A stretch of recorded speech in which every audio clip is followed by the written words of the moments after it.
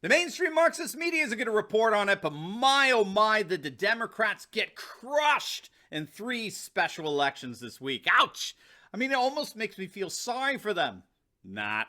We're going to take a look at the 3 special elections held this week, how the GOP swept all 3, and make sure to stick with me to the end of this video, where I reveal what it all means for the 2022 midterms. You're not going to want to miss this. Greetings, everyone. Dr. Steve here with you. Great to be with you. As always, we are your daily fake news antidote, as each and every day we provide patriotic analysis to help you to think better so you can feel better in these crazy and turbulent times. So if you haven't done so, you know what to do. Make sure to smack that bell and subscribe. And before we dive into this sweep, let's give a huge shout out to the sponsor of this video, and that is Keto Elevate. If you want the benefits of elevated ketone levels, but without having to actually do the difficult parts of the keto diet, cutting out them carbs and breads and the like, you're going to love Keto Elevate. I use it myself. Tastes great. Curbs my appetite for hours.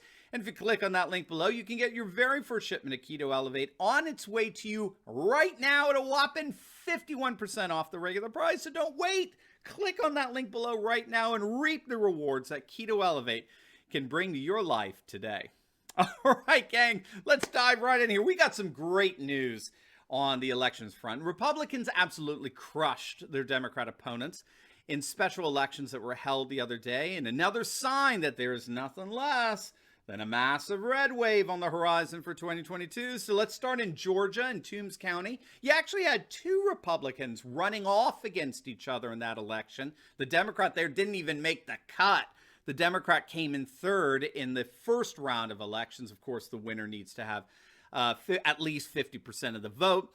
Republican Chairman Lisa Hagan beat her fellow Republican opponent for the 156th district seat. But the real news comes out of House District 34, where the Republican Devin Seabaugh absolutely crushed his Democrat opponent by nearly 30 points, 63 to 37%. It was clearly a punctuation mark victory to show that the new Patriot Republican Party has arrived to dominate elections. When we compare this win to the last time the seat was up for election, this 34th district, it's pretty stunning. The last election was actually back in November 2020. The person vacated the seat for whatever reason.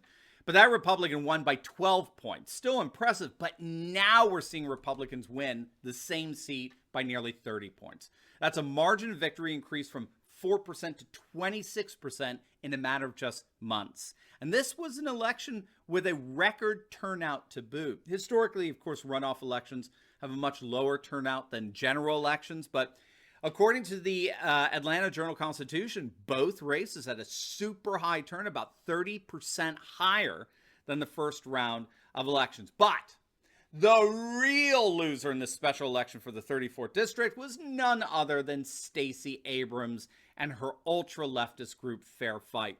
Abrams launched an all-out effort on behalf of the Democrat in the race. Again, according to the Journal-Constitution, Fair Fight posted a number of observers at several polling sites. They released a string of attacks on social media against Seabaugh, accusing him of supporting the Republicans' so-called restrictive voting rights measures and his support for the Second Amendment and his supposed anti-abortion extremism and the like.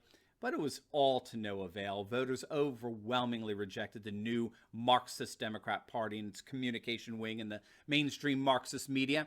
Abrams and Fair Fight were soundly defeated in a humiliating loss, and the wins kept coming. At the same time, we had a special election in the state of Wisconsin, where the 25-year-old Republican William Pennerman won the state assembly seat to represent the 37th district. Republicans now absolutely dominate the Wisconsin Assembly. They hold a 60 to 38 majority in the state. Absolute dominance. Now, if you don't know, these 2 special elections in Georgia and the one in Wisconsin were but the latest in a string of Republican victories over the last few months. You will definitely want to check out a video I did some weeks back on a number of special elections held in Texas's blue districts, all of which turned red. Plus, you also get to see, as a bonus, a video of Mitt Romney getting mercilessly booed by the Utah Republican Convention. It was pure gold. But the first election in Texas involved a first-round election for the U.S. House seat for the 6th district, which pundits have been predicting was going to be turning blue. It's a Dallas area seat that Trump carried by just a small margin. But the Democrats got completely shut out, just like they did in the 156th district in Georgia.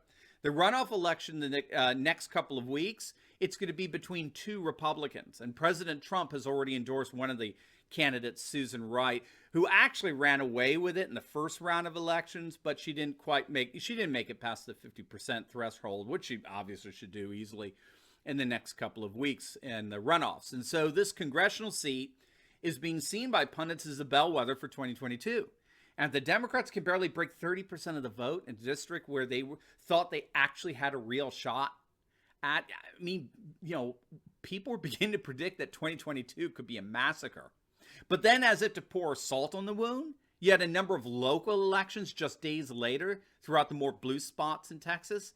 And once again, the Republicans swept them. Make sure to check out my video on the several mayoral races held in blue districts throughout Texas a few weekends back where the Republican candidates absolutely swept the elections. The mainstream media buried this story, but it was an utter and complete humiliation for the Democrats, both in terms of the election losses, but also in terms of the mainstream media's ridiculous narrative that Texas is on the verge of flipping blue. The most dramatic and shocking win of that weekend was in McAllen, Texas. 85% Latino, right? No Republican has won since 1997. But that all changed a few weeks back when the GOP candidate Javier Villalobos beat his Democrat challenger in a region that had voted for Biden by 20 points. It was an absolute shock of an election, but it was hardly an outlier. It was just par for the course in a Republican sweep of all these races in the city of Fort Worth. The Republican Maddie Parker trounced her Democrat opponent by nearly 10 points. And in the city of Arlington, Republican Jim Ross, he's a former Arlington police officer. He was endorsed by several police associations. He ran on a total pro-law enforcement platform. He trounced the Democrat again by 10 points. So it was an amazing weekend with the sweep. But as we're seeing again, it's just becoming par for the course for the new Patriot Republican Party. The grand old Patriot Party, as one of our insiders members likes to call it, which you can join by clicking on the link below. But this string of GOP victories are all happening as the national political power is shifting to red states. Again, you'll definitely want to check out a video I did on the growing power of red states in America. Texas, Florida, North Carolina, 3 states that all voted twice for President Donald Trump, are set to gain a combined 4 seats in Congress because of their population growth, granting them collectively as many new votes in the Electoral College for the next presidential election as the ultra-democratic Hawaii has in total. So the electoral votes gained by these 3 red states combined to make up for what would have been lost to this radically liberal blue state of Hawaii. So it's pretty impressive stuff. And if you're worried that all these people were moving from their blue states, what we call refugees, they're moving from their blue states into red states. If you're worried that they're bringing their liberal politics with them, okay, you definitely need to watch my video on new data that proves that refugees moving to red states overwhelmingly vote Republican. You're going to definitely want to check that out. It's going to absolutely make your day. So, what does all this mean for the 2022 midterms? Well, all you have to do is look at what the left-wing activists disguised as journalists are saying about it. Pundits over at CNN, the most distrusted name in fake news, they're panicked.